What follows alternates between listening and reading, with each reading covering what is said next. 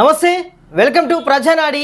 మొత్తానికి రేవంత్ రెడ్డి సర్కారు నిరుద్యోగుల పక్షానే ఉంది. ఎందుకంటే 2025కు సంబంధించి మొన్ననే జాబ్ క్యాలెండర్ని అయితే రిలీజ్ చేసింది. చాలా రకాలుగా అన్ని రకాల శాఖలకు సంబంధించి 2025లోనైతే ఒక్కొక్క జాబ్కు సంబంధించి అయితే ఎప్పుడు విడుదల కానున్నాయి, ఏ శాఖకు ఎన్ని పోస్టులు అయితే ఖాళీగా ఉన్నాయనే విషయాలను కూడా మనకు ఆ యొక్క జాబ్ క్యాలెండర్లో పొందుపరచడం జరిగింది. మొన్న డిఎస్సికి సంబంధించి చాలామంది అభ్యర్థులంతా కూడా తమ యొక్క సత్తాను చాటుకున్నారు. కేవలం ఒక హాఫ్ మార్క్, అదేవిధంగా 1 మార్కు సంబంధించి అయితే జాబును పోగొట్టుకున్న వారు కూడా ఎవరు కూడా నిరాశపడకండి. ఎందుకంటే మీకోసం మళ్ళా డిఎస్సి కూడా రాబోతుంది, మెగా డిఎస్సి రాబోతుందని కూడా చెప్పుకోవచ్చు. ఎందుకంటే ఇదంతా కూడా పైనటువంటి ఒక విశ్వసనీయ సమాచారంతో మనం వీడియో చేయడం జరుగుతుంది. దాదాపుగా 6,000 నుంచి 12-15,000 వరకు కూడా ఖాళీలు ఉన్నట్లుగానే మనకు అర్థమవుతుంది. ఎందుకు ఈ విషయం చెప్తున్నానంటే మార్చి చివరి కల్లా రిటైర్మెంట్లు కూడా ఎక్కువగా ఉన్నాయి డిఎస్సికి సంబంధించి ఉపాధ్యాయ శాఖలో. మరి నిజంగా చెప్పాలంటే చాలామంది ఉపాధ్యాయులు సాధించాలి, ఇతరులకు అంటే ఇతర పిల్లలకు చదువు చెప్పాలి, వారిని ఉన్నత స్థాయిలో ఉంచాలని కూడా టీచర్ జాబ్ కోసం చూసే మంది చాలామంది ఉంటారు. టెట్ కూడా రాసిన వాళ్ళు ఉన్నారు, బీఈడీకి సంబంధించిన వారు ఉన్నారు, అందరూ కూడా టెట్ క్వాలిఫై ఉన్నవారు కూడా ఇప్పుడు కూడా రాసుకోవడానికి ఆస్కారం అయితే ఉంది. మొన్న ఆ జాబ్ రాకుండా కూడా ఈ జాబ్కు కూడా మీకు ఒక మరింత మంచి అవకాశాన్ని అయితే ఈ తెలంగాణ సర్కారు కల్పిస్తుంది. సో అదేవిధంగా ఎస్సీ వర్గీకరణ గురించి సందర్భంగా కూడా ఈ యొక్క ప్రక్రియ, ఈ డిఎస్సి నోటిఫికేషన్, ఈ యొక్క మెగా డిఎస్సి కూడా రాబోతుందని కూడా తెలుస్తుంది.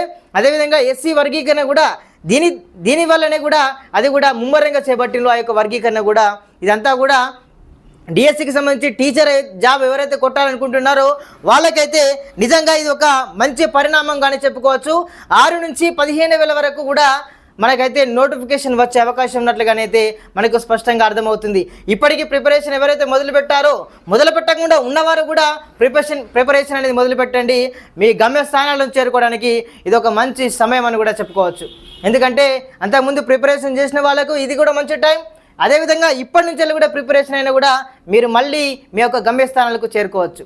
సో ఫిబ్రవరిలో రావచ్చా నోటిఫికేషన్, మార్చిలో రావచ్చా నోటిఫికేషన్, ఏప్రిల్లో రావచ్చా నోటిఫికేషన్, ఇదంతా పక్కన పెట్టండి. మీ ప్రిపరేషన్ని మీరు సాగించండి. నిజంగా మీరు ఒక మంచి ఉన్నత ఉద్యోగులుగానైతే రావడానికైతే మీకు ఆస్కారం ఉంది.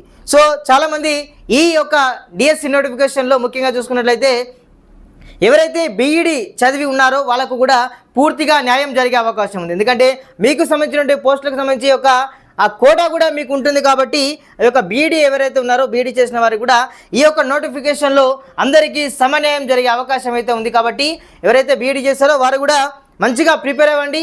ఫిబ్రవరిలో వస్తుందా అనేది మీకైతే అది అనవసరం లేదు, కానీ ఎప్పుడు వచ్చినా కూడా పరీక్ష రాసేలాగానే ఉండాలి తప్పి నిరుత్సాహం అయితే పడద్దు. ఎందుకంటే రానున్నది నిరుద్యోగులకు ఒక మంచి అవకాశం. ఆల్రెడీ జనవరి మనం 19వ తేదీలో ఉన్నాం, కానీ ఎవరు కూడా నిరుత్సాహపడకండి. ఈ పోటీ ప్రపంచంలో మీ సత్తాను కూడా చాటుకోవాలని కూడా మేమైతే చెప్పడం జరుగుతుంది. అయితే ఇదే విషయానికి సంబంధించి ఇప్పటికే విద్యాశాఖలో అయితే ఎవరైతే డిస్ట్రిక్ట్ ఎడ్యుకేషన్ ఆఫీసర్ ఉన్నారో జిల్లా విద్యాశాఖ అధికారులు, అదేవిధంగా ఎంఈఓలకు కూడా అందరికీ కూడా ఇప్పటికే ఆ యొక్క నోటిఫికేషన్ గురించి కూడా కొంచెం సమాచారం అయితే అందిందని కూడా మనకైతే తెలుస్తూ ఉంది. కొంతమంది ఉపాధ్యాయులు మనతో ముచ్చరించే ప్రయత్నం అయితే చేశారు. సో దాని ప్రకారంగానైతే రానున్న రోజుల్లో మంచిగా డిఎస్సి వచ్చే అవకాశం ఉందని కూడా మనం చెప్పుకోవచ్చు. సో దీనిపైన కూడా ఎవరైతే ఉన్నారో ఇటు ఉద్యోగాల కొలువును సాధించాలని ఎవరైతే ఉన్నారో వారంతా కూడా నిరుత్సాహపడకండి.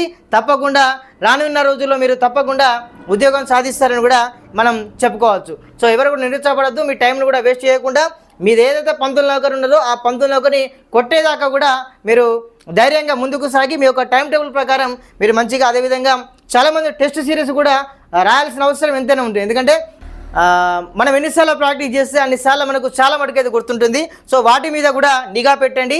అదేవిధంగా ఒక డిఎస్సికి సంబంధించిన జాబ్ నోటిఫికేషనే కాదు, ఇటు అగ్రికల్చరే కానివ్వండి, ఇటు పోలీస్ శాఖ కానివ్వండి, రకరకాలుగా జాబులు అయితే ఉన్నాయి. ఇటు మళ్ళీ గ్రూప్ 1, గ్రూప్ 2, గ్రూప్ 3 ఇవన్నీ పోస్టులు కూడా మళ్ళీ పడే అవకాశం ఉన్నట్లుగానే మనకైతే అర్థమవుతుంది. లేట్ అయినా కావచ్చు, కానీ పడే అవకాశాలు అయితే ఉన్నట్లుగానైతే మనకు సమాచారం అయితే ఉంది. మనకు సంబంధించినటువంటి ఉన్నత అధికారుల నుంచి అయితే మనం ఒక కొంచెం వరకు అయితే సమాచారం తీసుకొని అయితే మనం చేయడం జరుగుతుంది. సో ఏది ఏమైనా కూడా నిరుద్యోగులారా, ఇదంతా కూడా నిరుద్యోగులకు ఒక మంచి సంవత్సరంగానే చెప్పుకోవచ్చు. 2025 ఏదైతే ఉందో దీన్ని మీరు యూజ్ చేసుకోండి అని కూడా మనకైతే చాలామంది విశ్లేషకులు అదేవిధంగా విద్యార్థికులు అయితే చెప్తున్న పరిస్థితి. సో నిరుద్యోగులంతా కూడా ఏకం కండి, మీ యొక్క స్ట్రాటజీని ఏంటో నిరూపించుకోవాలని కూడా మేము మనస్ఫూర్తిగా కోరుకుంటున్నాం. ఎవరైతే ఉన్నారో నిరుద్యోగులు వారందరికీ కూడా మేము ముందుగా ఆల్ ద బెస్ట్ చెప్తున్నాం. Thank you so much.